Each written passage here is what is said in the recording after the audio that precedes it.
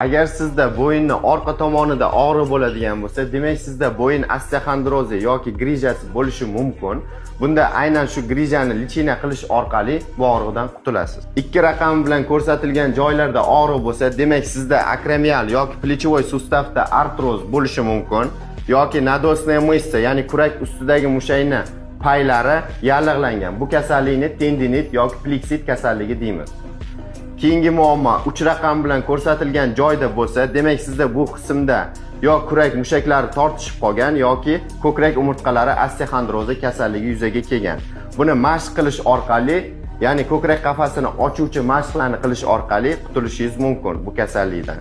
4 raqam bilan ko'rsatilgan joyda, ya'ni kuraklarda tortishish bo'lsa, ya'ni ipga o'xshab tepaga qarab tortsa yoki bo'lmasa qo'lton tagi bilan o'tib yurakka berib og'riydigan bo'lsa, demak sizda bo'yinni длинный ekstenzor, ya'ni uzun mushaklari to dumg'azagacha ketgan joyda muammo yuzaga kelgan. Buni ham mashqlar orqali, ensa va dumg'aza suyaklarini to'g'rilash orqali hal qilish mumkin.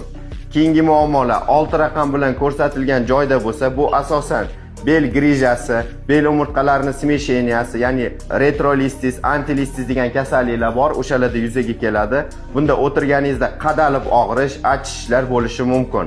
Buni bel mashqlarini videoda ko'rsatganman, bajarish orqali hal qilish mumkin bo'ladi. Keyingi muammo bu 5 raqam bilan ko'rsatilgan joyda, bu yerda belning kvadrat muskuli joylashgan. Bu muskul asosan ichki organlarda muammo bo'lsagina og'riydi. Ya'ni biqiningiz yo bo'lmasa bel sohangiz tolib ketadi. Tepaga qarab yotganingizda belingiz tolib og'riydi. Bu ham faqatgina mashqlar orqali davolanish mumkin bo'ladi. Agar sizda ham shu